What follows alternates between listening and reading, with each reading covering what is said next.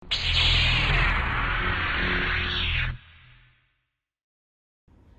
guys! For today's video, magbibuild ako ng bagong computer set. And ito ay isang tutorial kung paano mag-build ng isang PC or computer. Kaya para sa mga hindi pa nakapag-build dyan, ito gagawin kong guide kung paano step by step buuin ang isang computer or isang PC. Kaya samahan nyo ako. Tara! And ito nga pala ang ating parts. Nakita nyo guys, ang dami. Hindi na ako makita dito sa background. Okay. Itong pinili ko na to ay kung ano lang yung kaya ng budget ko. Unahin natin yung motherboard. Ito yung aking pinili, si Gigabyte X870E Aorus Elite Wi-Fi 7. Yung dati kong build, ang ginamit ko rin is Gigabyte. So, maganda siya, matibay. Kaya ito pa rin yung pipiliin ko ngayon. Next, ang ating processor is Ryzen 7 7800X3D. Itong si Ryzen 7 7800X3D ay kilalang king of the CPUs pagdating sa mga games. Yan, kaya yan yung pinili ko. Next, itong si Trident Z5 DDR5 RAM modules. 16 times 2 siya. Total of 32 GB RAM. And DDR5 6000 MHz CL36. Para sa storage, ito ang pinili ko, si Orico i7500. 1 TB na siya. And PCIe 4.0. Naghahanap ako ng 5.0 para dito sa DDR5 motherboard. Masyadong mahal pa. So, nalaman ko na halos wala naman difference sa speed. Konti lang naman. Kaya, dito na muna tayo sa DDR4. Mabilis na rin naman ito. At ang speed nito ay 7,400 megabits per second. Next, sa power supply tayo. Ito ang pinili kong brand, si Huntkey GX850M 80 plus gold. 850 watts na ito. Yan, modular na rin. And PCIe 5.1 ready and ATX 3.1 ready. The next, sa video card naman or sa graphics card, ay ito ang napili ko, si Palit RTX 5060 8GB version. Sa ating cooler, para sa processor, si KF620 DGT. Dual tower fan na siya. And 6 yung kanyang heat pipes. Sana mapalamig nito itong si ating Ryzen 7 7800X3D. And katambal niyan itong mga fan, Prism 4 Pro. And kasama na rin yung controller. Ito, kumuha din ako ng AM5 Secure Frame version 2 para dun sa processor natin, para matakpan yung edges nya para hindi pasukin ng alikabok. At ito si Thermal Greasy para sa ating thermal paste. At para sa ating PC case, ito si Coleman Spectra Lux ATX Tower case. Ayan, tempered glass na siya and dual chamber. So itong mga parts na nabili ko ay binili ko sila isa-isa and hinanap ko yung pinaka murang price nung time na binibili ko to. Kaya mamaya sa dulo ng video, i-breakdown ko yung parts and yung cost nila, kung magkano inabot lahat. Okay, let's go! Samahan nyo ako! Tara! Alright, unbox natin si X870E Aorus Elite Wi-Fi 7 Gaming Motherboard. Socket AM5.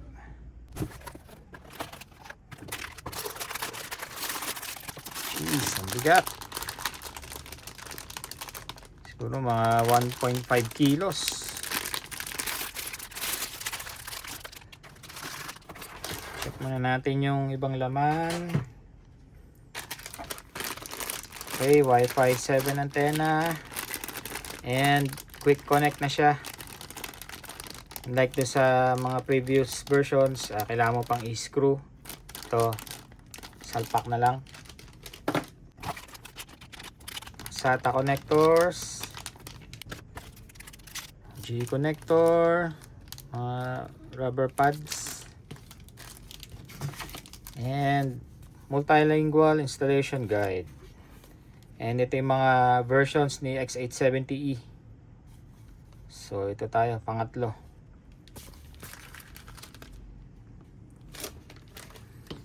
And syempre yung logo ni Aorus Elite. Gigabyte Aorus. Nice.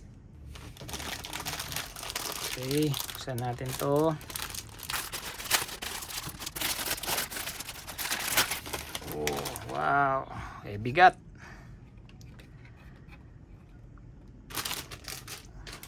Solid to guys. Grabe, ang bigat niya. And napakaganda ng layout. And beefy rin yung mga heatsinks. Grabe. Okay, sa likod.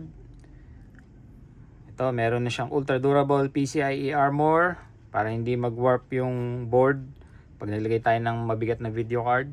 And ito rin, backplate para sa processor or para dun sa cooler na ilalagay natin.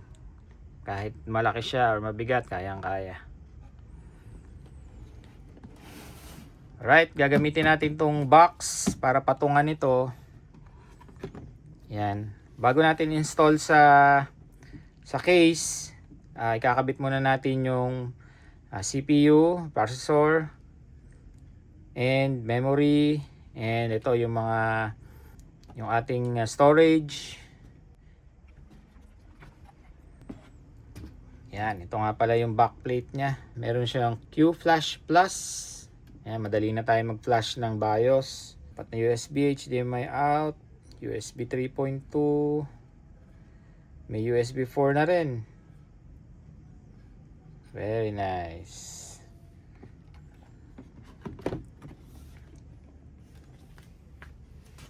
Next, install natin tong si AMD Ryzen 7 7800X 3D.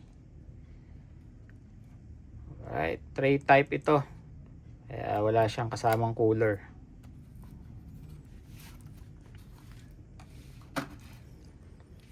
Okay, open muna natin yung latch. Ito.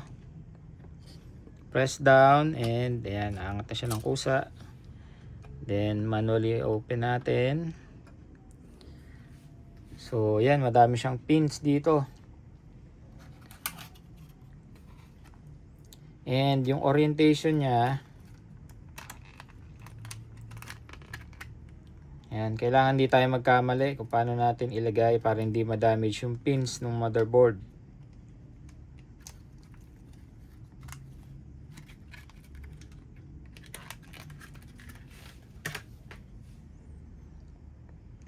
Right. Ito. Yan, nakita nyo yung arrow na yan. Tatapat natin yan doon sa arrow na nadon sa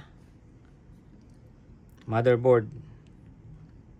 So, para hindi tayo magkamali ng orientation. Patong lang natin na ganyan.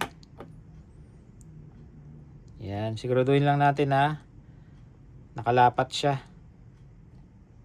And yung orientation na yun, kung makikita nyo, ka-arrow siya. Alright. Baba na natin to. And press na natin tong cover. And baba na natin yung latch. Yun. And sabit ulit natin dun sa kanyang kulawit. And automatic na matatanggal na to. Tanggalin na natin yan. Okay, next, install naman natin tong si G.Skill Trident Z5 16x32GB DDR6000 CL36.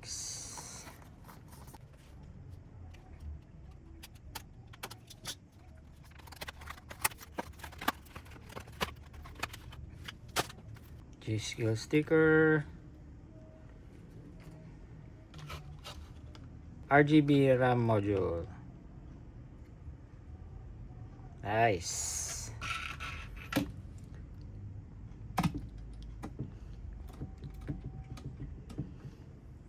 So dalawa lang yung ilalagay natin na RAM. At ilalagay natin siya sa dual socket. Ilalagay natin sa 1 and 3 or 2 and 4. Yan. Kasi hindi natin pwedeng lagyan niya ng 4 dahil babagal siya. Hindi niya makukuha yung speed niya na 6,000. So kailangan dual channel lang tayo. At yan, kailangan lang natin itapat yung notch dito sa motherboard.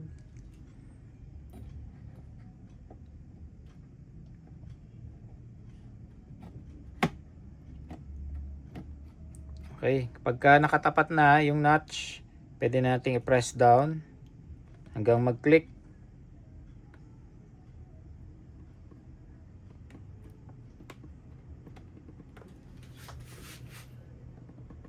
Yun. Okay, itong pangalawa, ilagay natin sa slot number 3.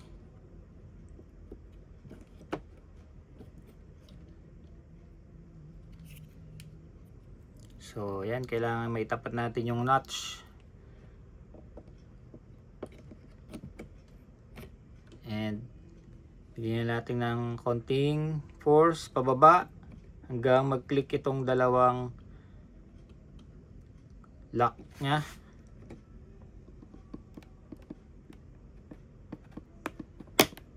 Yon. So, sumara na. Ibig sabihin, nakalock na siya. Next ay yung ating storage. Si Orico i7500 PCIe 4.0 NVMe M.2 SSD.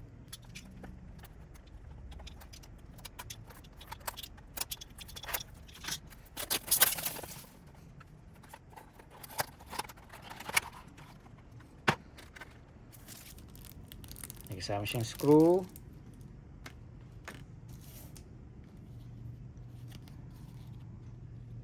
Okay, kanyang user manual.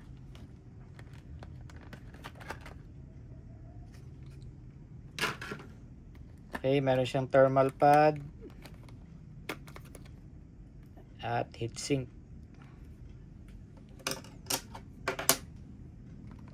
Meron ding free screwdriver.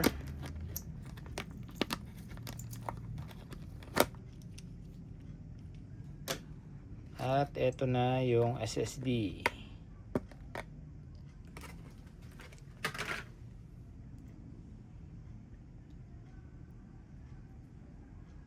Alright, single-sided lang siya.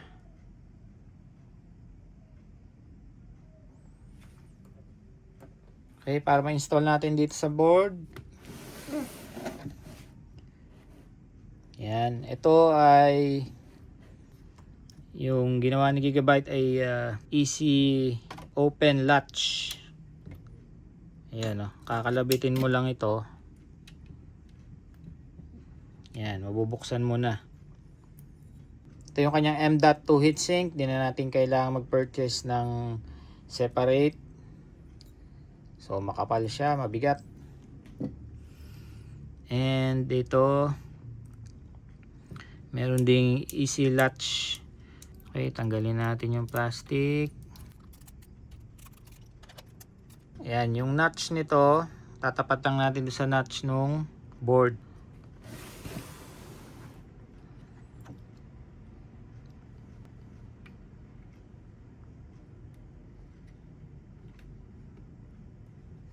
Ayan, push lang natin. Push lang natin hanggang pumasok yung pins. Then after nun, pindutin lang natin pababa. Yun. Lock in place na siya. Napakadaling ikabit. Then after nun, pwede na natin ilagay itong heatsink. Kailangan itanggalin yung plastic para lumapat ng gusto itong thermal pads dun sa ating storage.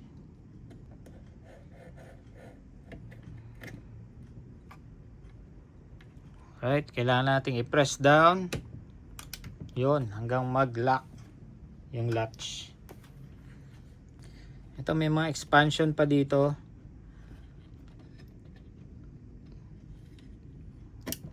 Yan. Ayan, meron pa siyang expansion storage slots.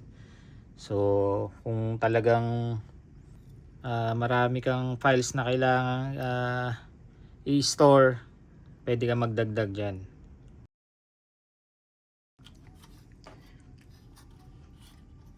Okay, next, ito yung ating cooler. Bago natin maikabit doon, kailangan muna nating tanggalin yung fan and kakabit natin yung bracket doon sa likod para sa AM5 socket.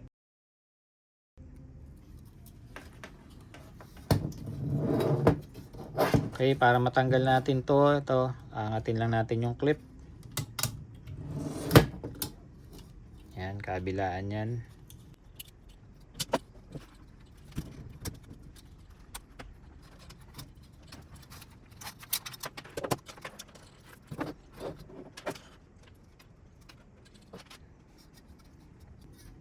Okay, para madali nating mai-screw doon. Okay, itong cooler na to ay pwede sa Intel and AMD. So, ito yung pang Intel and ito yung pang AMD. Ayan, naka-indicate.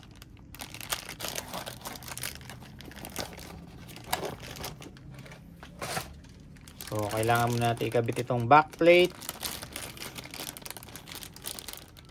para may ikabit natin yung cooler dyan.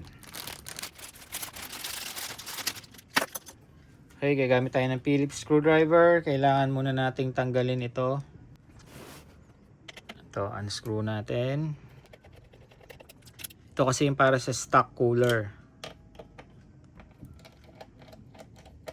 Yan, kung gagamit tayo ng stock cooler, hindi natin to kailangang tanggalin. Yan, may naka-indicate CPU and the arrow.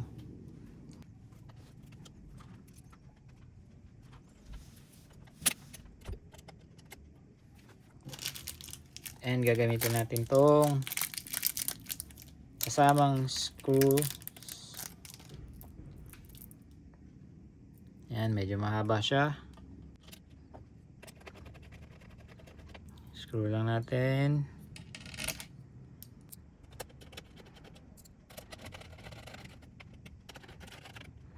Hindi naman kailangan sobrang higpit nito, guys.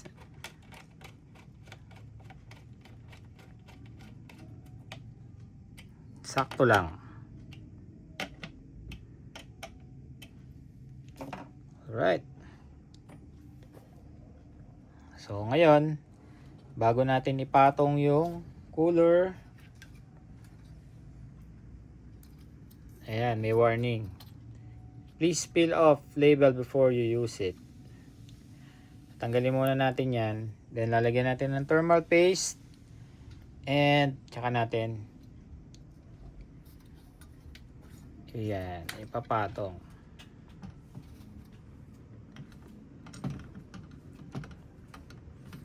Then itatapat lang natin yung yung screw nya dito sa dalawang yon.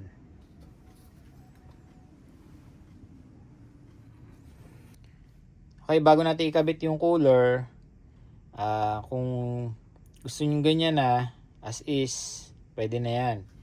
Pero kung gusto niyo pa na may extra protection yung processor, pwede tayong gumamit ng ganito. Yan, AM5 Secure Frame version 2. So, kailangan natin tanggalin tong original frame. And ito yung ikakabit natin.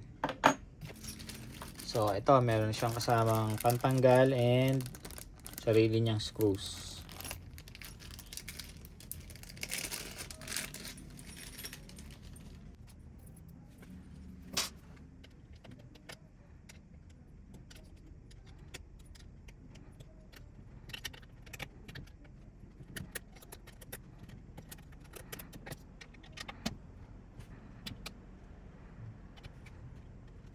So, pwede muna nating tanggalin yung processor.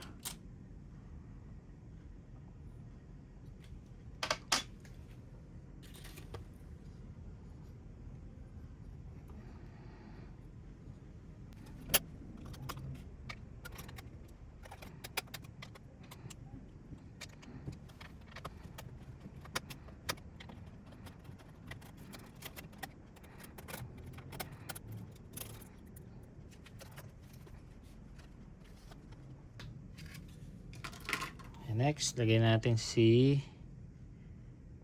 processor. Ayan.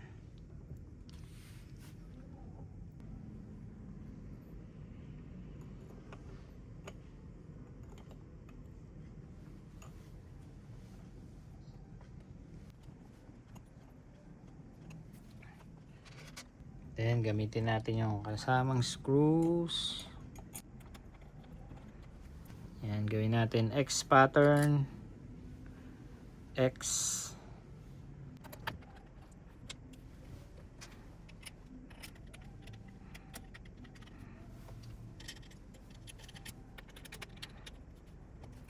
Next, para maikabit natin yung cooler, tanggalin natin tong kanyang original holder ng fan cooler.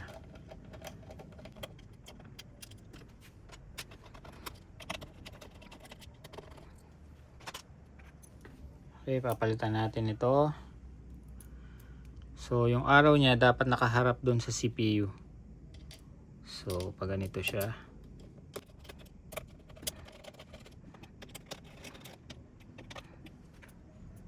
Next, namang isa.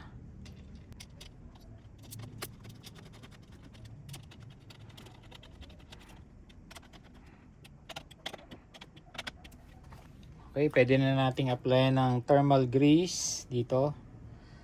And ito. Hindi natin kakalimutan tanggalin tong plastic bago natin ikabit.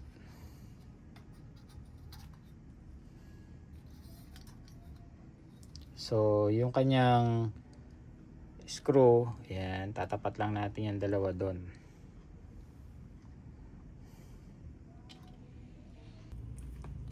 Okay guys, bago natin ikabit yung CPU cooler, maglagay tayo nitong thermal grease. Si Thermal Grizzly. Okay. So, ang best practice ay gagamitin daw natin itong maliit na scraper. Okay, apply natin si Thermal Grizzly. Ito nga pala guys ay hindi kasama dun sa package ng processor. Kung ang bibili nyo is yung tray type, wala pa siyang kasamang thermal grease. So, kailangan nyong bumili separately. Pero kung yung binili nyong processor ay may kasamang CPU cooler, meron ng kasamang thermal paste yun, nakadikit na mismo doon sa cooler nung yung fan cooler. Okay, apply natin.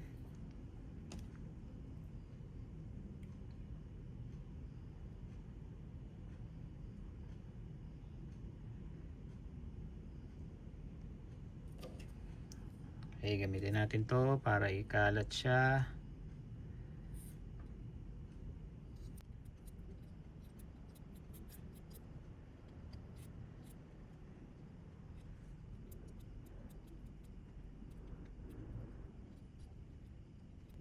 Yan, kailangan lang natin ng huwag masyadong makapal.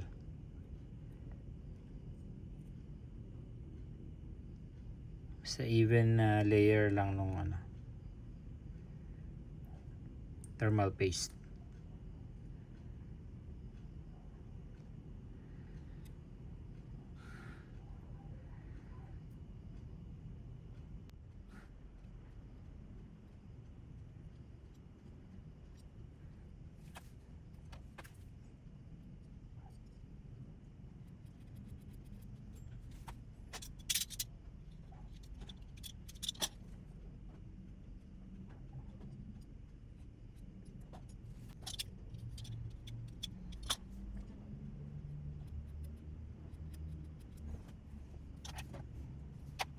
Okay, after nyan,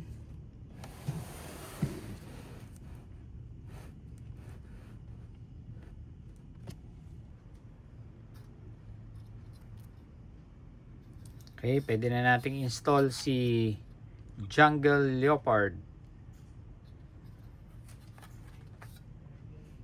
Don't forget to remove this. Yan.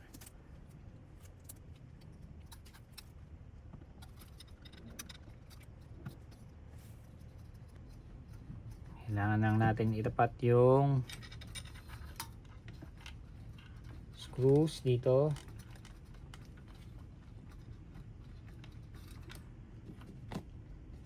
Ayan, makita nyo merong dalawang screws dito. Ayan, yung dalawa na yon.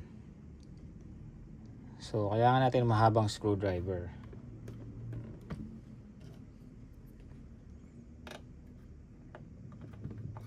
Dahil kapag maigsi, ito, hindi natin mapipihit. Pero kung wala kayong mahabang screwdriver, pwede nang pagtiyagaan.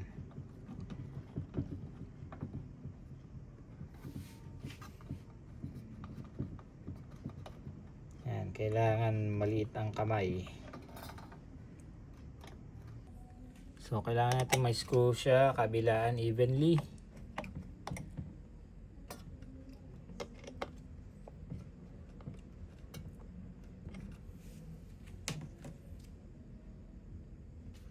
So guys, make sure nyo na pantay ito. So dito ko siya i-level dito sa RAM. Yung level nitong either ito or itong nasa ilalim ni CPU cooler. Yan, habang hinihipitan nyo siya para makita nyo na pantay na yung paghigpit ng screw.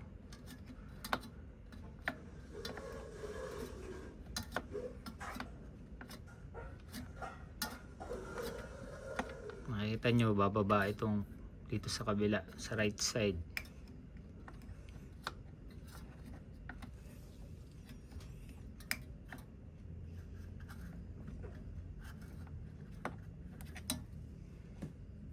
Yan, or kung na-over tighten nyo yung kabila, pwede nyo luwagan yung kabila.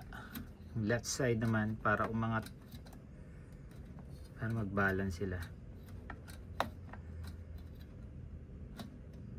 Yan, see, halos pantay na.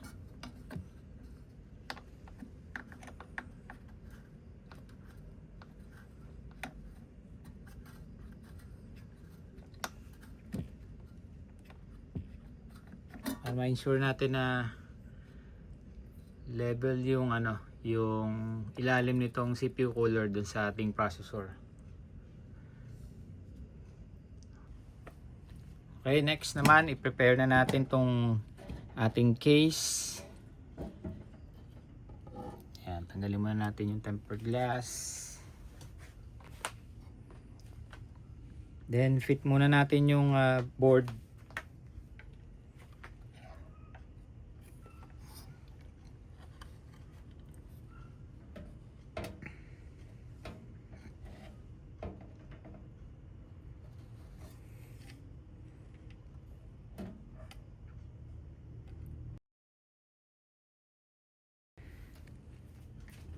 Tapat lang natin dun sa mga screw holes.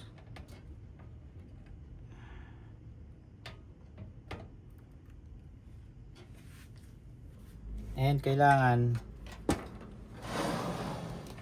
nakatapat din yung ating rear panel.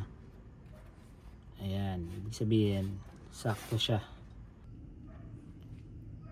Okay, nakita ko kulang dito ng tatlong post na ganito para matornilyo natin yung board.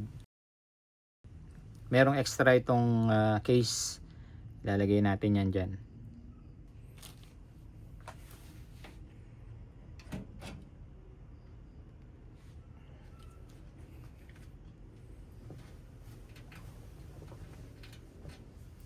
Isa dito, isa dito, at isa dito sa baba.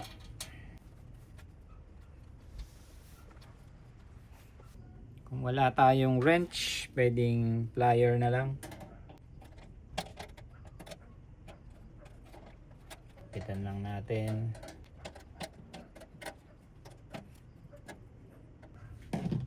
Okay, next, balik na natin si board.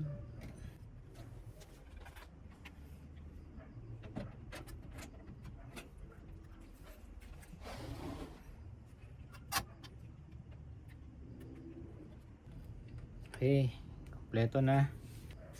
Screw na natin yung board dito sa case.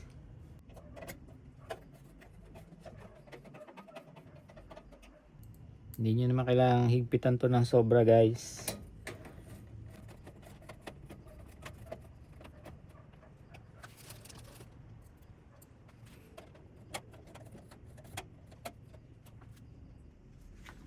Okay, na-screw na natin yung board dyan sa case.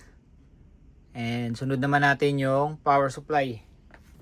Okay, ito si Huntke GX850M 80 plus gold certified.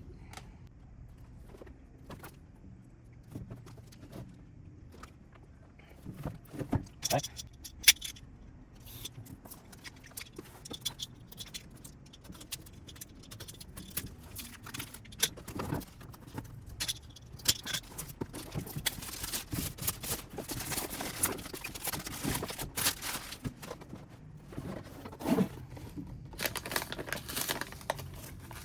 Power cable.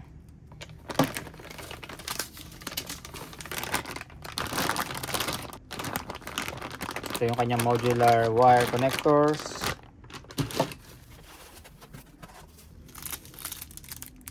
Extra screws.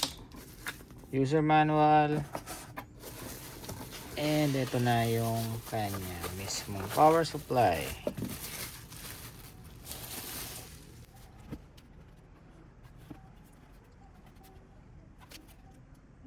Okay, PCIe 4.0, PCIe 5.0.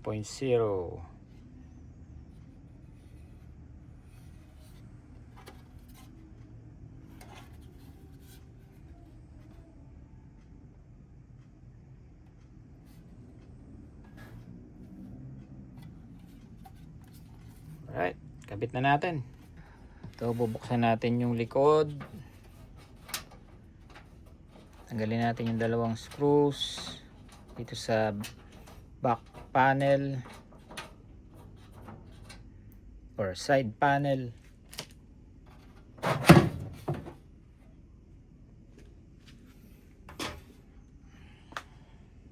Ayan.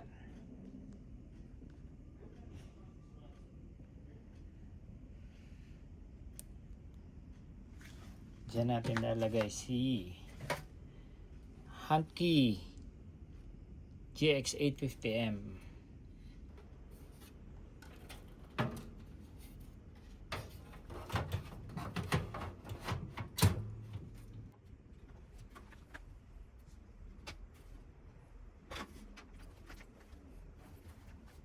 So pag ganito yung orientation natin,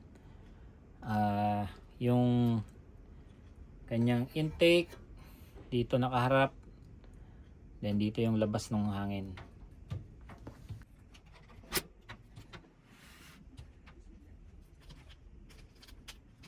Gamit tayo ng 4 na to, yung malalaking screws. Provided na dito sa case yan.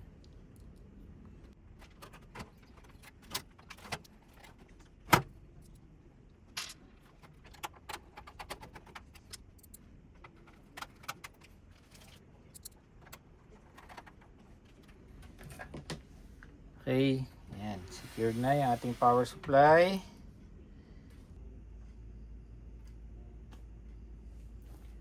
Okay, sa wiring naman tayo. Unahin natin yung power nitong motherboard, which is yung 24 pins na ito, connector. Yan, so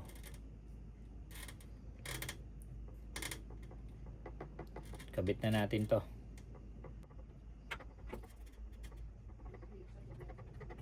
Yan, make sure natin na mag-snap ng maayos yung connector para hindi tayo magkaroon ng issue sa power.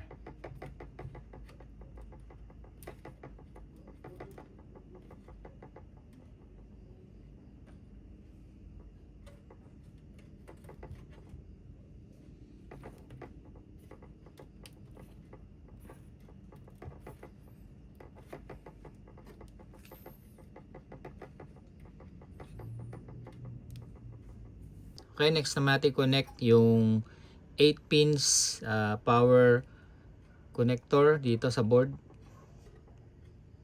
So bali dalawa yan. Dalawang 8 pins.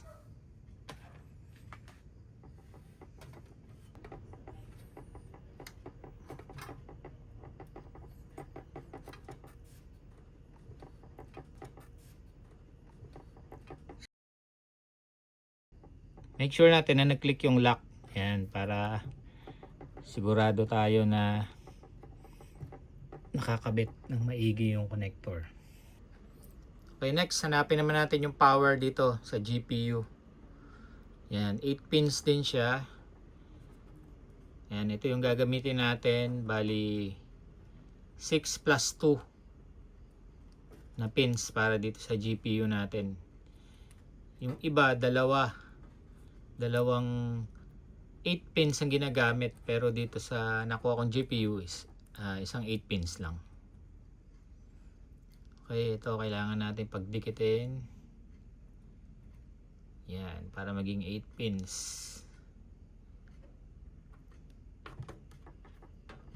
And push lang natin. Yun. Lock in place na siya. And yung ibang mga wirings kagaya nitong fan, na-connect ko na.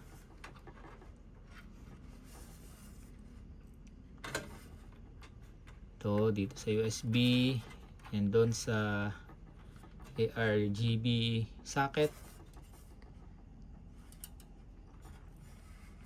And itong USB doon sa ibabaw. Yan. USB 3.0. Tapos yung mga power button, power switch, reset switch. Tapos yung ilaw ng mga HDD, andyan, naka-indicate yan.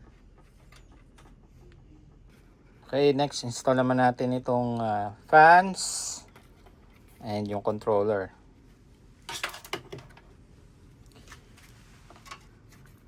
So ang gagawin kong configuration ay dito pataas, inlet in pataas, then doon ay in din, then dito ay out pataas din. So meron tong reverse and forward. So yan, kung mapapansin nyo, itong isa ay nakaganito, then yung isa nakabaligtad. So ito yung pababa yung hangin, then ito yung pataas.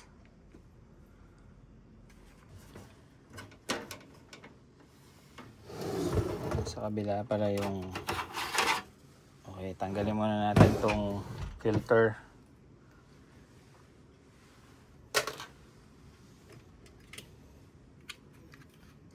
So ito ang install natin ay pataas.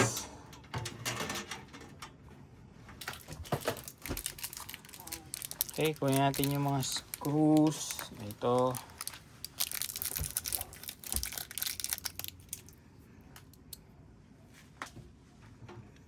And yan, yung orientation niya, ito.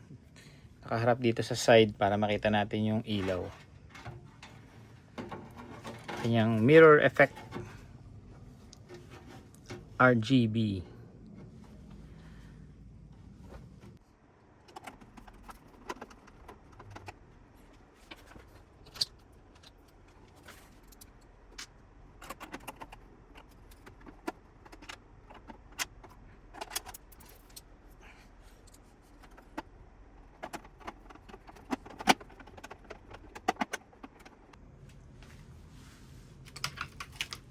Next, install naman natin yung mga fans dito sa side. Ito, naka vertical mount na to.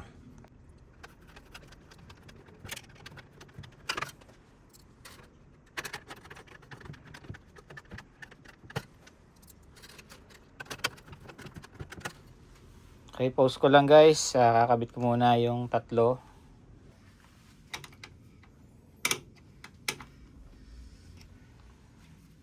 Okay, ayan, tornilyo na natin yung tatlong fan. Last na lang ay yung sa top part. Yan, dito naman tayo sa top part. So, ang mangyayari sa kanya is exhaust. Pataas yung hangin. Okay, kabit naman natin itong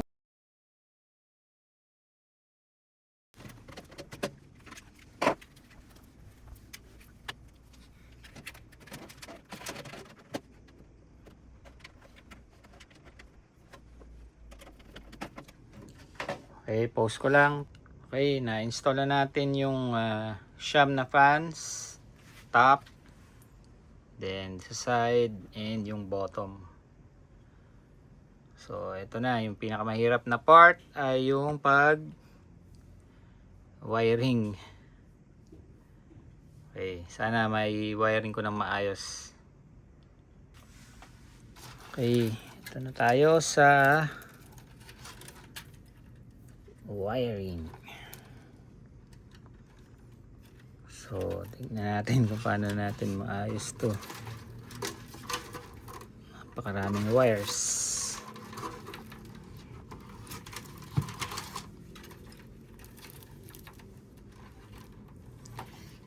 Ito natin papakita yung skills sa cable management. So, bawas na tayo ng mga cables kasi modular yung power supply. Alright, natapos ko na yung pag-ayos ng wiring. So, yan na yung pinakamaayos. Ito, dito na lang natin yan papatong. Or pwede natin idikit dito.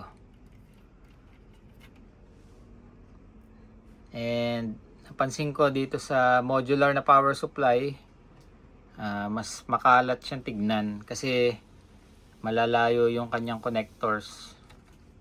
Unlike nung non-modular, isang bungkus lang to na nakalabas dyan. So, mas malinis yung tignan. Next, unbox naman natin si Palit Infinity 3 GeForce RTX 5060.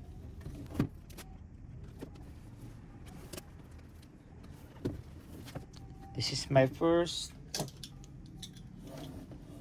GeForce RTX graphics card. 8GB version with DLSS 4 Ray Tracing Reflex Studio.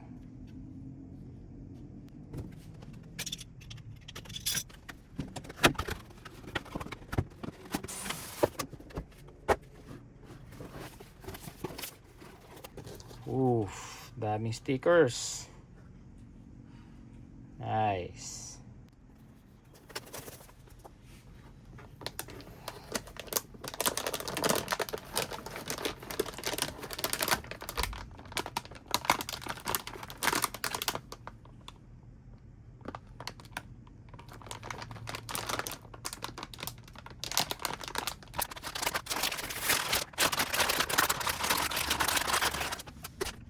Whew. Triple fan.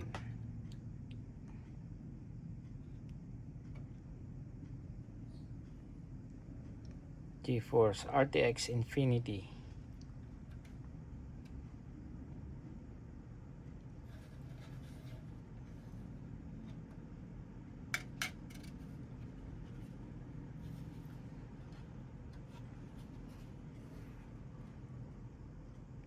One HDMI, 3 DPI outputs.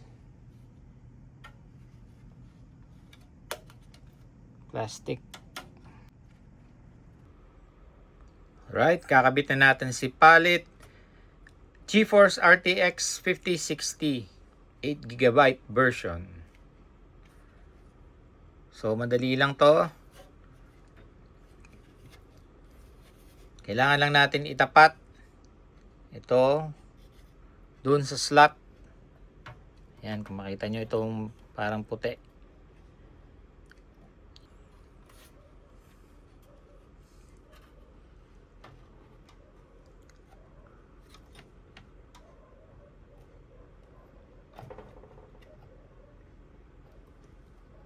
So yan, kailangan natin i-level siya. And yung tornilyuhan dito sa side, ayan, kailangan nakatapat doon sa butas. Para ibig sabihin, align na tayo. So pwede na natin siyang i-push.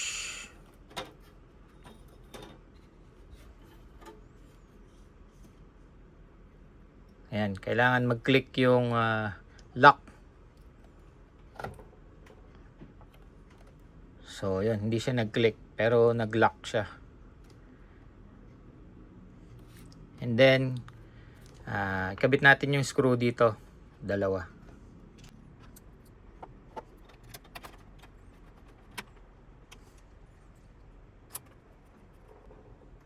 Okay. Then after nun, kailangan natin ikabit itong 8 pins power connector. Yan, para meron siyang extra power. So tapat lang natin and push. Yun, hanggang mag-click yung lock. Okay, na-install na natin yung video card or yung graphics card. And naayos na rin natin yung mga wirings. So test muna natin kung magpa-power on yung CPU. So naisaksak ko na siya. Pindutin na lang natin to. Power switch. Boom. Yun. Wow, ang ganda ng ilaw. Tingnan natin kung umiikot yung fan ng graphics card. Yan, umiikot yung tatlong fan. Alright, ibig sabihin working siya.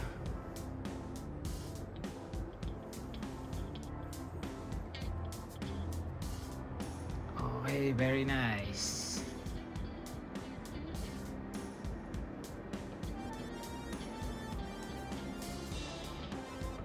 Ganda ba nung ilaw, guys?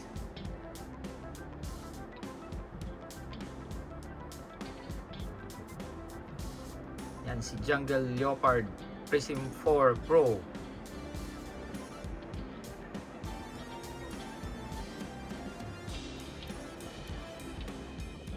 Okay, ito na yung breakdown ng presyo itong build na to. And kung may mga tanong kayo, comment lang kayo dyan sa comment box.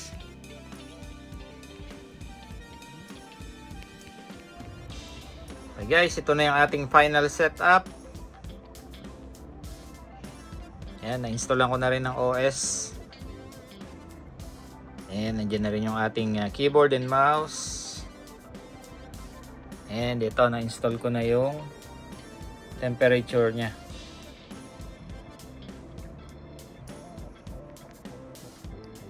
Okay, sana nakatulong to sa mga baguhan lang na magse-set up or mag-build ng kanilang PC or CPU. So, pahit naman ng like, and sa mga hindi pa nakasubscribe, subscribe na. And marami pa tayong videos na gagawin. Hit the bell icon sa all para ma-notify kayo sa susunod kong video. Thanks for watching. Bye-bye!